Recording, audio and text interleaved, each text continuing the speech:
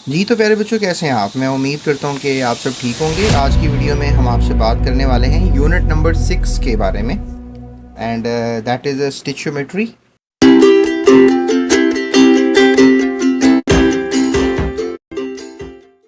और इसके एक्सरसाइज में अभी हम जो है वो हल करेंगे एमसीक्यूज़ को, और उसके बाद फिर इंशाल्लाह हम क्वेश्चन आंसर्स को भी हल करेंगे और एग्जांपल्स को भी समझेंगे। तो जीएस एकेडमी यूट्यूब के प्लेटफॉर्म से आपको ये फेडरल बोर्ड की केमिस्ट्री जो है वो प्रॉपरली समझाई जाएगी। और ये थोड़ा सा चैप्टर बच्चों के लिए लाइफ में पहली बार ही होगा, लेकिन कोई बात नहीं, इंशाल्लाह इनके प्रॉब्लम्स को जो है हम हल करने की पूरी कोशिश करेंगे। तो इस लेंथी एमसीक्यूज़ की जर्नी में जो है हम शुरू करते हैं और जानते हैं कि आखिर हर क्वेश्चन का जो जवाब है उसको कैसे एग्जैक्टली जो है हम आंसर मैनिपुलेट कर सकते हैं, आंसर निकाल सकते हैं। ठीक है, तो सबसे पहले जो है हम देखते हैं कि क्वेश्चन नंबर 1 क्या हमसे पूछ रहे हैं। What is the formula of calcium formula mass of copper sulfate pentahydrate? 5 को पेंटा कहते हैं, वाटर है साथ, और कॉपर का मैस है, सल्फ़र का मैस है इसमें, उसके बाद ऑक्सीजन का भी इसमें मैस है, ठीक है, और हाइड्रोजन का भी। तो फर्स्ट ऑफ ऑल तो आपको जो है ना वो मैस कैलकुलेट करना आना चाहिए। ठीक है, तो किसी भी कंपाउंड का मैस कैलकुलेट करना कोई रॉकेट साइंस नहीं है। तो जिस तरह आपके सामने अब ये फार्मूला है, तो उसका मैस कैसे कैलकुलेट करेंगे, जैसा कि अभी आपको बताया कि जो कॉपर का मैस है वो पीरियोडिक टेबल से आप ले सकते हैं। And if you are thinking कि पीरियोडिक टेबल में जो है मैस कहाँ दिया जाता है, तो वो मैं आपको गाइड करता हूँ। जिस तरह आपको ये पीरियोडिक टेबल नज़र आ रहा है, ये एलिमेंट होता है, टॉप पे जो है वो एटॉमिक नंबर होता है, ये कोबाल्ट एलिमेंट है, और इसका नीचे जो है वो मैस है। और मैस तकरीबन आप कह लें कि डबल होता है एटॉमिक नंबर का, ये डबल से थोड़ा सा ज़्यादा भी हो सकता है। और जिस तरह देखें आप 29 है, 29 में आप 29 को ऐड करेंगे, 30 होता है, 30 में 30 को ऐड करते तो दैट इज़ 60, 29 29 को ऐड करेंगे दैट इज़ समथिंग लाइक 58। लेकिन इसका मैथ्स देखें 63.55 लिया गया है। ठीक है, तो अब आप सोच रहे होंगे कि डबल नहीं है, डबल से तो 4-5 पॉइंट्स ज़्यादा है। तो प्यारे बच्चों, इसमें ये देखा जाता है कि कौन सा कॉपर का जो आइसोटॉप है दुनिया में ज़्यादा पाया जाता है, और आखिर इसके कितने अदर टॉप्स हैं, और फिर सब जितने भी अदर टॉप्स होते हैं, एक हों दो हों, तो एलिमेंट्स के डिफरेंट आइदर टॉप्स होते हैं। आपने पीछे पढ़ा भी कि हाइड्रोजन के 3 आइदर टॉप्स हैं, सोडियम के जो हैं वो एक ही आइदर टॉप होता है। सोडियम जो है वो मोनो एटॉमिक आइसोटॉप है, मतलब उसका एक ही आइदर टॉप होता है। तो कॉपर के भी डिफरेंट आइदर टॉप्स होते हैं, तो उनके मैसेज को प्लस करके एवरेज निकाला जाए तो फिर ये मैस बनता है। तो आपने ये मैसेज याद रखने हैं, अगर आप कर लेंगे ना याद, फर्स्ट 20 एलिमेंट्स के याद कर लेंगे तो ज़बरदस्त हो जाएगा। तो बहरहाल इसका मैथ्स तो आपको मैंने बता ही दिया, तो आपके सामने है ये मैथ्स। और उसके बाद वी हैव अ सल्फ़र, इसको उर्दू में गंधक कहते हैं, और इसका मैथ्स जो है दैट इज़ 32। ऑक्सीजन का तो सबको ही याद होता है, दैट इज़ 16।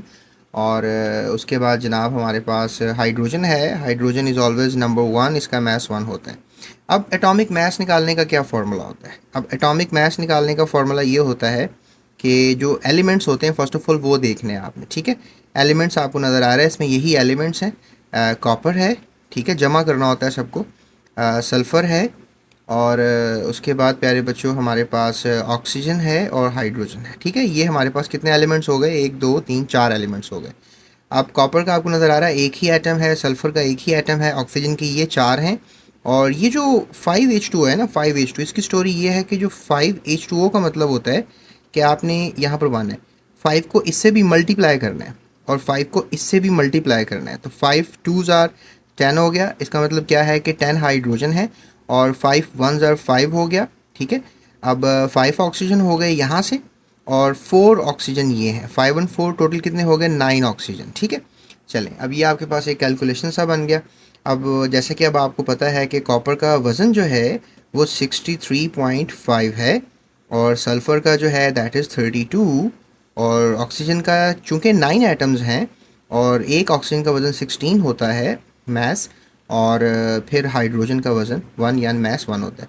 अब सिंपली क्या करना होता है? अब एडिशन तो आप सब बच्चों को आती होगी, ठीक है, तो एडिशन ही करनी है। If you just look at this thing, 9 16s are that is something like 144, और फिर 10 को 1 से मल्टीप्लाई करोगे, we got the same answer. और जब इन सब डिजिट्स को प्यारे बच्चों आप प्लस कर लोगे ना, तो you will be having a kind of an answer और मेरी कैलकुलेशन के हिसाब से ये आ रहा है 249.5 AMU। अच्छा, ये लगाना ज़रूरी होता है, AMU that indicates the single formula mass. और अगर ये यूनिट नहीं लगा रहे तो ग्राम लगा रहे हैं, that indicates the molar mass. तो बेसिकली आपने इस कंपाउंड का निकाला है, ठीक है, क्या निकाला है, formula mass. Okay, so that's the story, ठीक है। एंड आई होप सो कि ये स्टोरी आपको क्लियर होगी होगी। 249.5 जो है अब हमने लोकेट करना है, 249.5। तो आई होप सो कि 249.5 आपको नज़र आ गया होगा। जी बिल्कुल, C option is the right answer for this question. चलिए अगला क्वेश्चन देखते हैं। A compound with chemical formula Na2CX3 has a formula mass of 106 AMU। ठीक है, अब यहाँ पर देखो फार्मूला मास AMU में ले रहा है, ग्राम में भी ले सकते हैं लेकिन AMU में ले रहा है। So atomic mass of the element X is, अब हमने एक हमारे पास प्रॉब्लम आ गया है, उसमें हमें टोटल मास पता है पूरे कंपाउंड का और हमने X का मास कैलकुलेट करना है। तो ये भी मेथडोलॉजी में आपको समझा देता हूँ। इसमें हमारे पास ये था कि जो Na है, and we have the formula Na, ठीक है, Na सिंगल ही है बल्कि दो हैं, Na2CX और 3, ठीक है, ये हमारे पास एक फार्मूला है। और उसमें जो टोटल वज़न है इस पूरे कंपाउंड का जो बताया जा रहा है, that is 106 point, simply 106 AMU है। और हमने इसको कैलकुलेट करना है, जबकि आपको याद होना चाहिए कि जो कार्बन का मास है वो आपको पता होना चाहिए। अगर आपको कार्बन का मास नहीं पता होगा तो मुश्किल हो जाएगा, दैट इज़ 12। और सोडियम का मास जो है वो पता होना चाहिए, दैट इज़ समथिंग लाइक 23। ठीक है, now you will be thinking कि सर आपको क्वेश्चन में तो लिखा नहीं, आपको कैसे पता लगा है।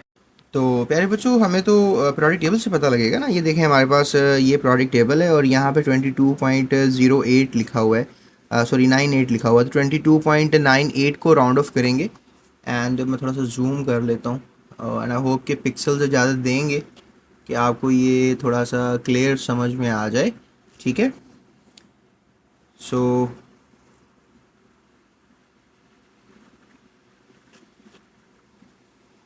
ओके, सो आप देख सकते हैं आपके हमारे पास ये जो मैस है that is 22 point something like 98। तो ये आप कोई अच्छा सा प्रोडक्ट टेबल और भी बाय कर सकते हैं। इसमें तो मैसेज ब्लर हो रहे हैं ना, यहाँ बुक में ब्लर हो रहे हैं तो कैमरे में तो ब्लर नज़र आएंगे आपको। तो जनाब मैंने आपको ये बता दिया।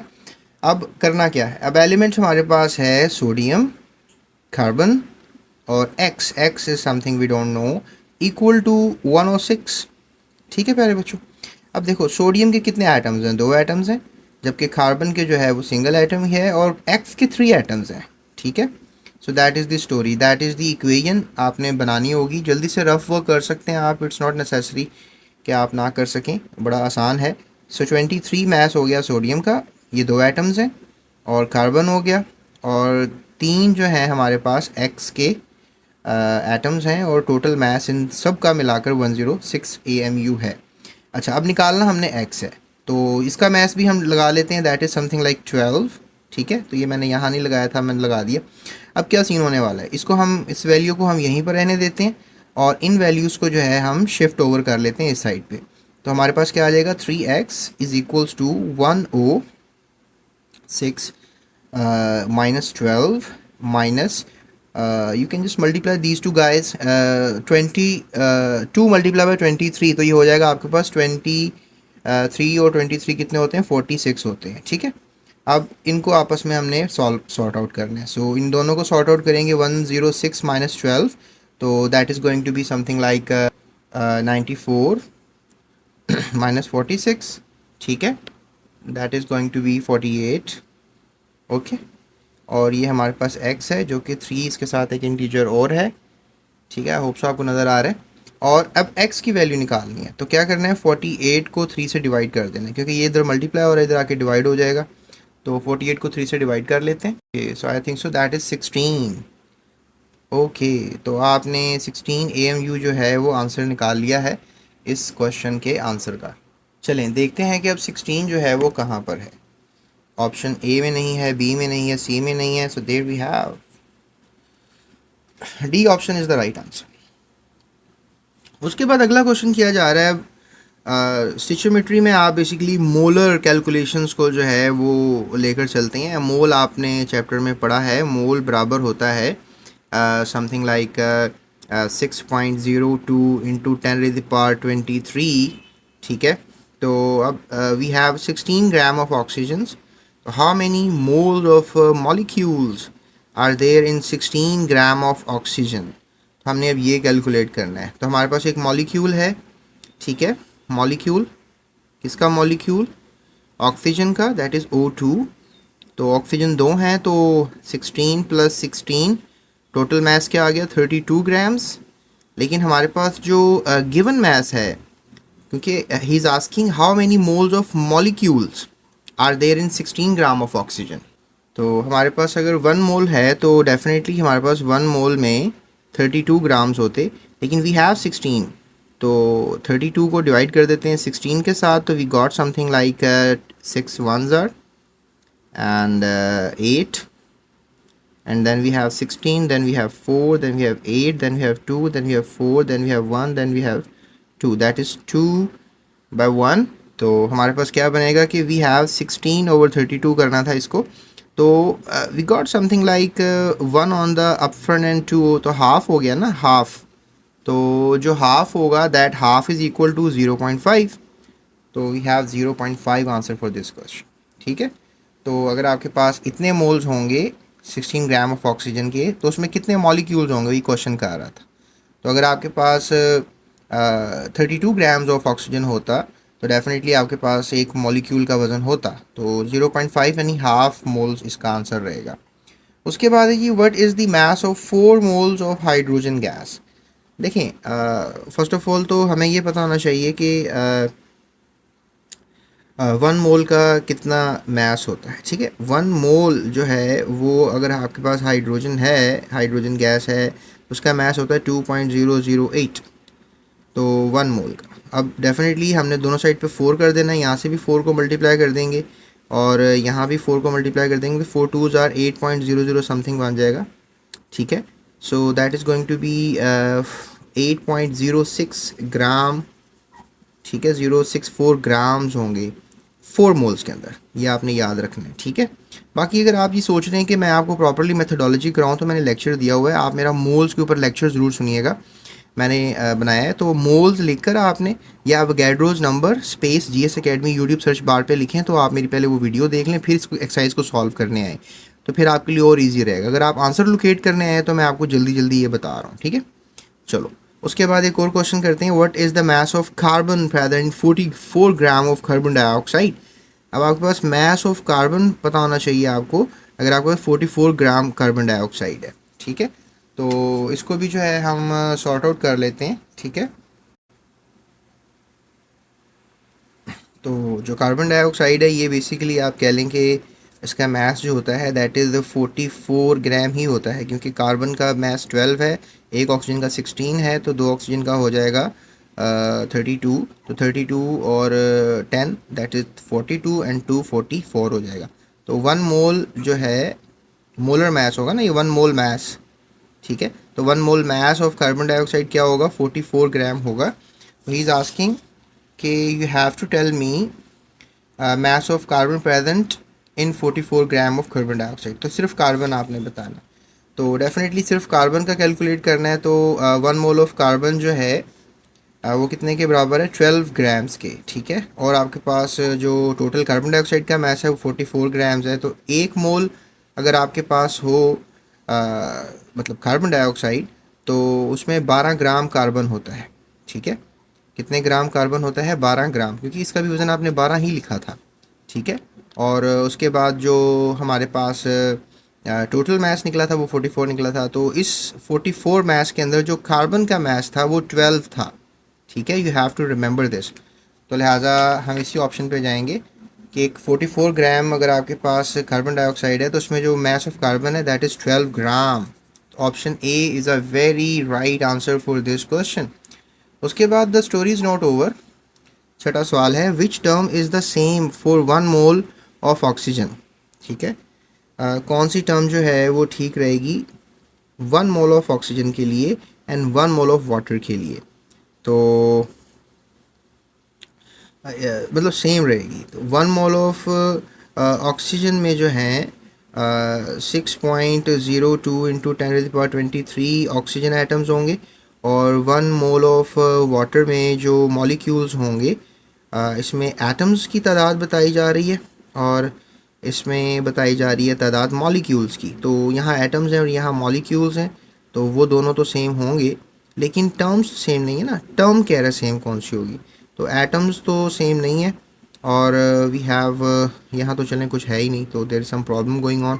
और फिर मैस सेम होगा, नो मैस भी सेम नहीं होगा, क्योंकि ऑक्सीजन का मैस 1 मोल का 16 ग्राम है, जबकि वाटर का 18 ग्राम है, तो दोनों का मैस भी सेम नहीं होगा।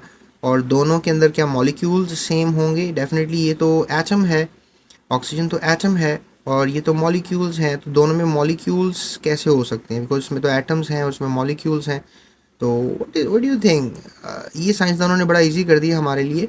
अगर 1 मोल कोई भी चीज़ हो और यहाँ पर भी 1 मोल कोई भी चीज़ हो, मतलब यहाँ पर 1 मोल एटम्स हैं और यहाँ पे 1 मोल मॉलिक्यूल्स हैं, तो उनका वॉल्यूम सेम होगा। ये बात तो आपको याद रखनी है। तो option A is the right answer, क्योंकि वॉल्यूम हमेशा सेम रहता है अगर दोनों का 1 मोल होगा। So option A is the right answer for this question. उसके बाद एक और स्टोरी है जी, इसमें क्या पूछा जा रहा है कि 1 मोल कार्बन है, ठीक है, और उसमें जितने भी एटम्स हैं 1 मोल में, डेफिनेटली कार्बन एटम्स तो 6.02 इंटू 10⁻23 होते हैं। And what is the number of atoms contained in 12 gram of magnesium? प्यारे बच्चों, मैग्नीशियम का जो 1 मोल है ना, वो पहले पता होना चाहिए आपको, दैट इज़ 24 ग्राम्स, ठीक है। तो 1 मोल अगर आपके पास मैग्नीशियम है तो दैट इज़ 24 ग्राम्स, लेकिन अनफॉर्चुनेटली आपके पास तो 24 ग्राम्स नहीं है, आपके पास तो 12 ग्राम्स हैं। तो जो मोलर मैस होता है उसको आप डिवाइड कर देना होता है उससे, ठीक है, ताकि आपको मोल्स पता लगे। तो 12 1 है, 12 2 है, तो 1/2, तो 1/2 किसके बराबर आ रहा है? That is equal to 0.5। तो लिहाजा अगर आपके पास you have some a kind of a terminology, जैसे 1 मोल ऑफ कार्बन में x एटम्स हैं, तो what is the number of atoms contained in the 12 gram of magnesium?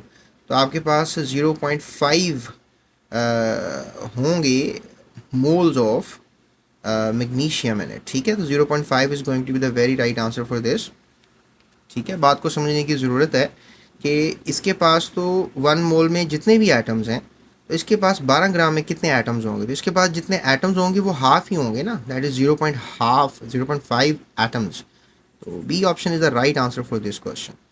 And I hope कि आपको थोड़ा बहुत मैं गाइड कर सका कि ये कैसे चैप्टर आपने लेकर चलना है। बहरहाल the story is not over, अभी हम करेंगे बहुत से प्रॉब्लम्स को हल शॉर्ट क्वेश्चन आंसर्स में। और शॉर्ट क्वेश्चन आंसर्स में हम क्या क्या हल कर सकते हैं ये हम अगली वीडियो में सीखेंगे। तो अगली वीडियो में हमारे साथ रहिएगा आप, और अगली वीडियो में सीखते हैं इन सारे सवालों के जवाब, ठीक है। और let's move ahead to the next video. उससे पहले आप इस चैनल को सब्सक्राइब कर लें ताकि आपको मज़ीद वीडियोज़ भी मिलती रहें। डिस्क्रिप्शन में जो है वो आपको लिंक मिलेगा, उससे आपको पूरे चैप्टर की, पूरी बुक की वीडियोस मिलेंगी। या पर सिंपली आप लिखें if you want to solve the MCQs of electrochemistry. तो इलेक्ट्रोकेमिस्ट्री के लिए जो है वो आपने क्या करना है कि इलेक्ट्रोकेमिस्ट्री यूट्यूब सर्च बार पे लिखना है और साथ जीएस एकेडमी लिख देना है, जीएस एकेडमी। इससे ये होगा कि आपको मेरी नेक्स्ट वीडियो भी मिल जाएगी, ठीक है। आई बटन पे भी क्लिक करेंगे तो प्लेलिस्ट आपको मिल जाएगी। So that's it, thank you so much, अपना ख्याल रखिएगा, इस चैनल का भी। अल्लाह हाफ़िज़।